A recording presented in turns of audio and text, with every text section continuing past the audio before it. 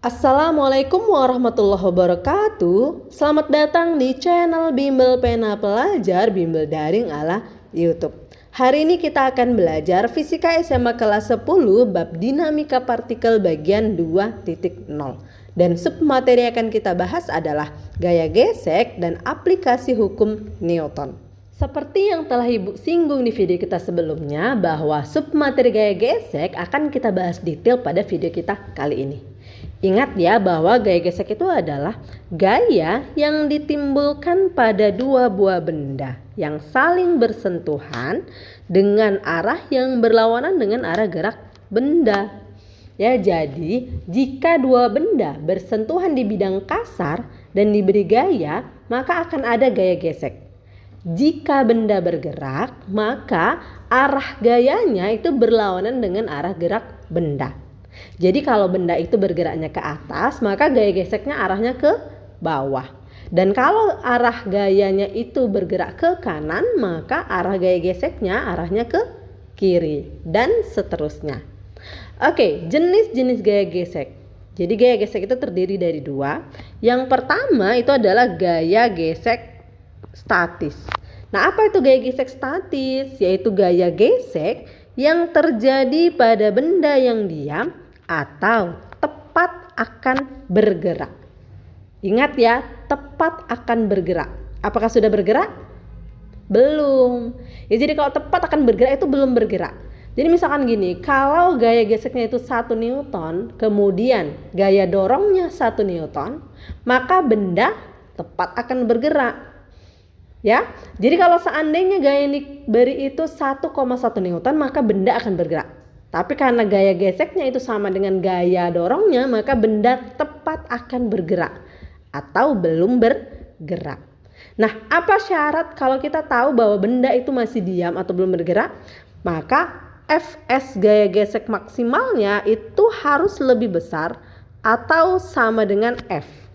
Jadi kalau ini terjadi, Fs maksimalnya lebih besar atau sama dengan F, maka benda tepat akan bergerak atau benda belum bergerak. Nah, dari mana kita tahu bahwa Fs maksimalnya itu lebih besar atau sama dengan F? Maka persamaan yang bisa kita gunakan adalah Fs maksimal itu sama dengan perkalian dari koefisien gesek statis dikali dengan gaya normal.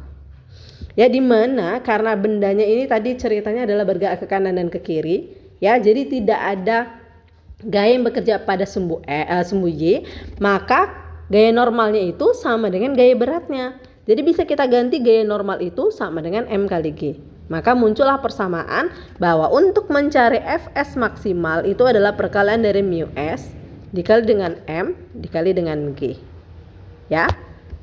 Oke, sekarang kita lanjutkan ke jenis gaya gesek berikutnya, yaitu gaya gesek kinetis. Ya, kinetis berarti bergerak.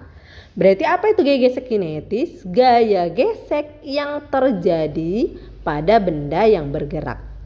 Ya, oke. Tadi Ibu lupa bilang bahwa karena tadi gaya gesek statis itu berlaku pada benda yang diam, maka persamaan nanti yang berlaku adalah hukum pertama Newton.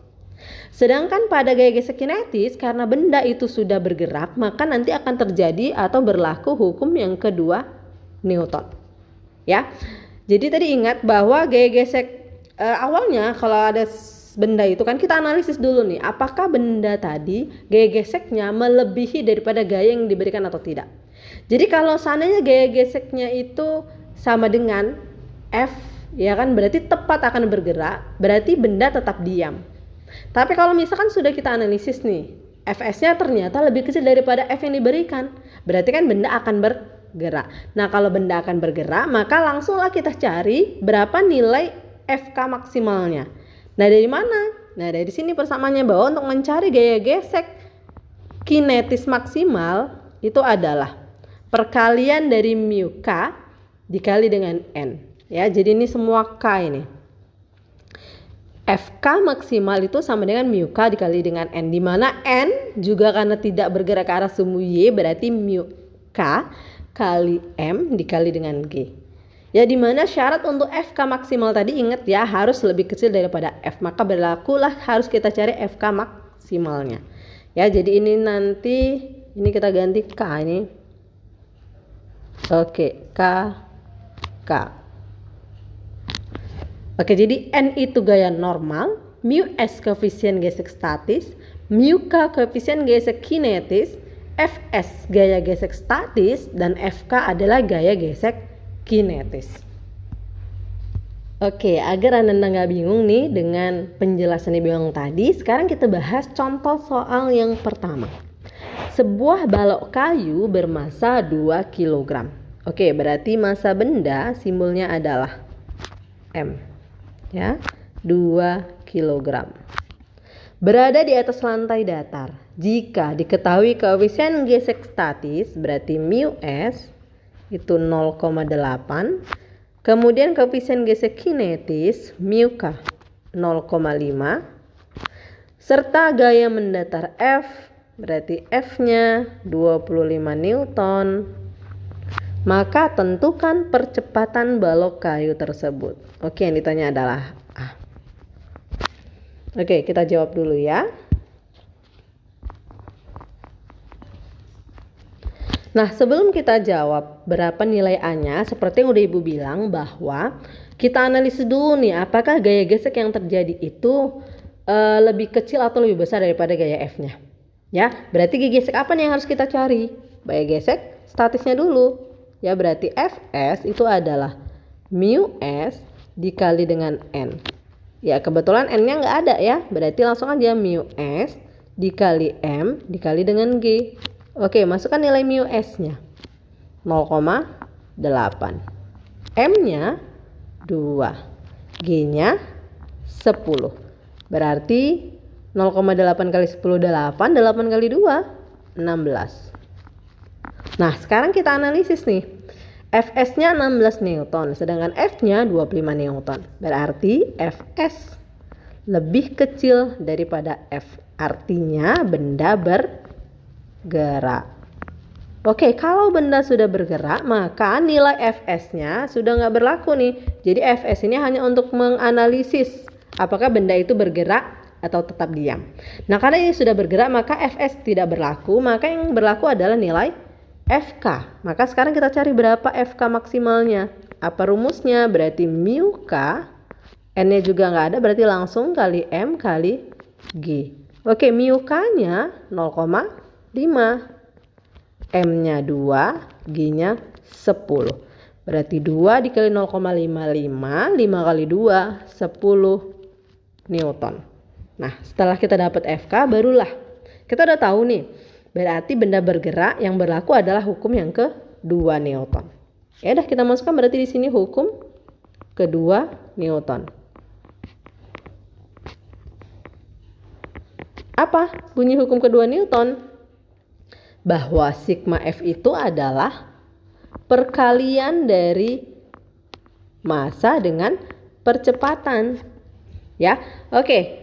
Sigma F gayanya ini karena ada gaya yang diberikan yaitu F, kemudian ada gaya gesek Fk, berarti ingat ya, gaya gesek itu berlawanan dengan arah gerak benda. Berarti F dikurang dengan Fk, berlawanan ya, M dikali dengan A.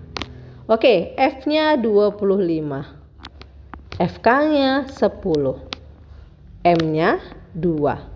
A yang mau kita cari, berarti 25 kurang 10, 15, sama dengan 2A. Berarti A sama dengan 15 dibagi dengan 2. Berapa? 7,5 meter per sekon kuadrat. Bagaimana dengan contoh soalnya? Bisa dipahami ya? Oke, kalau masih ada yang belum paham, silakan Ananda tanyakan di kolom komentar. Kalau sudah paham, silakan uji pemahaman Ananda dengan latihan yang pertama. Kita lanjutkan ke sub materi kita berikutnya, yaitu aplikasi hukum Newton pada berbagai kasus. Ya, jadi sebenarnya aplikasi hukum Newton dalam kehidupan sehari-hari itu sebenarnya sangat banyak. Dan beberapa kasus aplikasi hukum Newton ini merupakan aplikasi yang bermanfaat bagi kehidupan manusia. Dan hari ini aplikasi yang akan kita bahas itu adalah pada lift, pada katrol, dan pada bidang horizontal. Dan untuk bidang miring hari ini tidak kita bahas. Kenapa? Karena kalau itu kita bahas nanti lumayan panjang ya. Jadi kita bahas yang simple-simple dulu. Oke, aplikasi pertama yang akan kita bahas adalah lift. Nah, Ananda perhatikan gambar ini. Jadi udah Ibu gambar ini ya. Udah Ibu ambil gambarnya. Oke, ada orang di dalam lift. Ingat ya, setiap benda di permukaan bumi ini pasti ada gaya yang arahnya menuju ke pusat bumi. Namanya gaya berat. Kemudian orang ini kan pasti bersentuhan dengan lantai lift. Berarti akan ada gaya yang tegak lurus dengan permukaan bidang sentuh. Jadi kalau setiap benda udah bersentuhan sama bidang lain, maka dia akan ada gaya yang tegak lurus dengan permukaan bidang sentuh. Namanya gaya normal. Ya.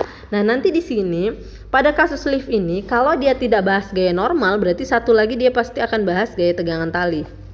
Ya, siapa tahu liftnya itu kosong, kemudian yang ditanya adalah berapa gaya tegangan talinya.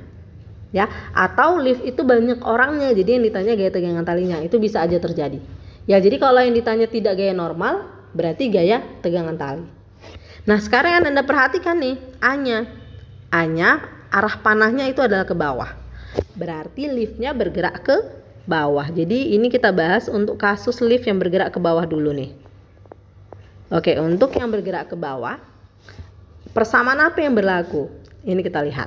Nah, karena lift ini bergerak, maka otomatis berlaku hukum Newton yang kedua, bahwa sigma F itu adalah perkalian massa dengan percepatan.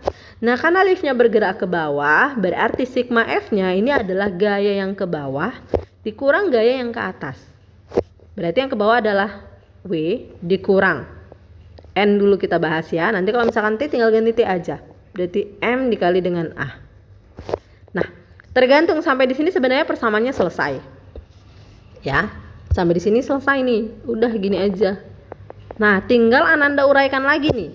Dia tanya apanya? Nah, kalau dia tanya berapa nilai N-nya, gaya normalnya, berarti N sama dengan, ya kan? Ini N pindahkan jadi positif. Berarti M kali A berpindah kemari. Jadi kurang. Berarti N-nya ini W kurang M kali A. Paham ya? N-nya pindah ke kanan jadi positif. W-nya tetap. Kemudian M kali A-nya berpindah jadi kurang. Maka muncul persamaan ini. Nah, nanti kalau W-nya belum ada, berarti W-nya itu sama dengan M kali G dikurang M kali A. Kalau mau sederhana lagi, berarti M-nya dikeluarkan. Berarti G kurang A. Oke, inilah untuk mencari gaya normal. Kalau liftnya bergerak ke bawah. Nah, kalau dia ke atas, oke, kita buat nih. Kalau yang ke atas, nah, berarti gaya yang ke atas dikurang gaya yang ke bawah. Nah, yang ke atas siapa? Berarti N, ya kan? Berarti N kurang W sama dengan M kali A. Bergantung ya apa yang ditanya. Nah, kalau yang ditanya itu adalah N, jadi ini persamaan ini selesai sampai di sini. Ya. Tinggal kita uraikan lagi nih, mana nih yang mau ditanya. Kalau yang ditanya itu adalah N gaya normalnya, berarti N sama dengan W ditambah M kali A. Jadi sebenarnya perbedaan yang atas dengan bawah hanya pada ini. Tanda ini. Ya. Kalau dia ke bawah, dia kurang, kalau ke atas tambah. Nah, ini sebenarnya bisa kita analisis seperti ini nih. Kalau liftnya bergerak ke bawah, otomatis dia lebih ringan. Kenapa? Karena dia searah dengan percepatan gravitasi. Jadi berat semuanya itu pasti lebih kecil daripada berat yang sesungguhnya. Ya. Nah, sedangkan kalau dia ke atas, otomatis lift akan bergerak lebih berat, akan lebih lambat. Ya kan? Kenapa? Karena berat arah lift itu berlawanan dengan arah gerak gravitasi, arah percepatan gravitasi. Makanya dia jadi lebih berat. Ya, makanya dia jadi tambah. Jadi kalau misalkan nih, misal konsepnya ya, kalau misalkan berat kita 60 kg saat tidak dalam lift atau ditimbang saat liftnya dalam keadaan diam. Kemudian saat liftnya bergerak ke bawah, berarti berat semu kita itu lebih kecil daripada 60 kg.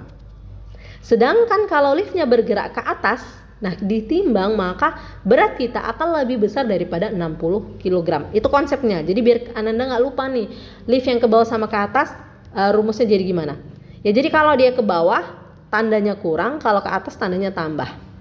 Konsepnya kalau ke bawah lebih ringan, ke atas lebih berat. Ya jadi N ini selain dia gaya normal, itu nama pengertiannya itu bisa kita buat gaya desakan kaki. Atau lebih sering sih dimaknai N itu adalah berat semu. Berat semu apa artinya? Berat yang tidak sebenarnya. Ya, berat semu satuannya Newton. Atau ingat tadi apa? Gaya desakan kaki. Itu juga N.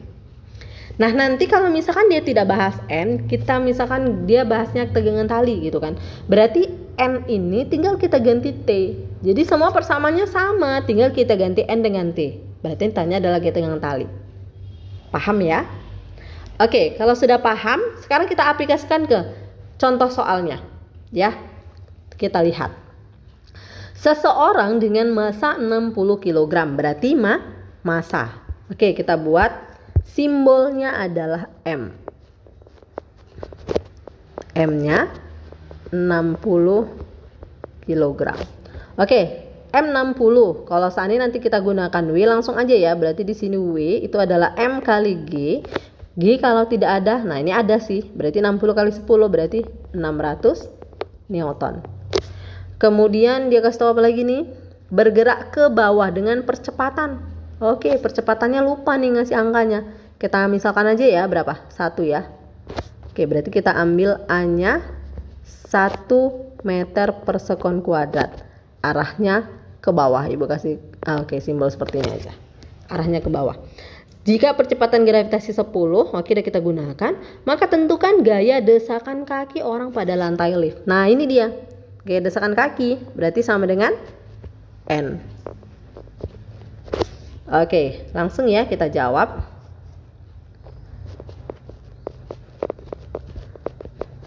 Oke, kita mau cari N, arah liftnya ke bawah.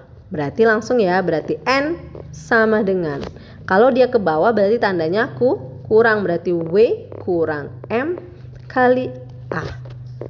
Oke, W-nya 600. Udah kita cari ya, kalau enggak tadi M kali G juga boleh. Atau mau gunakan persamaan yang ini langsung M kurung G kurang A juga boleh. Ya. Kemudian kita masukkan M-nya 60. A-nya 1. Berarti 600 dikurang 60. Berarti dapatnya 540 Newton. Oke, jadi ini dia. Yang tadinya beratnya 60 kg, 600 Newton, ya kan? Gaya berat semunya atau berat semunya itu menjadi 540 Newton kalau liftnya bergerak ke bawah. Lebih sedikit ya. Dan kalau nanti liftnya ke atas berarti lebih dari 600 Newton. Sampai di sini paham? Oke. Tuntas sudah pembahasan kita hari ini. Jadi hari ini kita hanya bisa bahas aplikasi hukum Newton pada lift. Untuk aplikasi hukum Newton yang lain akan kita bahas di video kita selanjutnya. Semoga Ananda paham dengan apa yang telah Ibu jelaskan. Kalau masih ada yang belum paham, silakan tanyakan di kolom komentar. Kalau sudah paham, silakan uji pemahaman Ananda dengan latihan yang kedua. Selamat mengerjakan. Sampai jumpa di video kita berikutnya. Wassalamualaikum warahmatullahi wabarakatuh.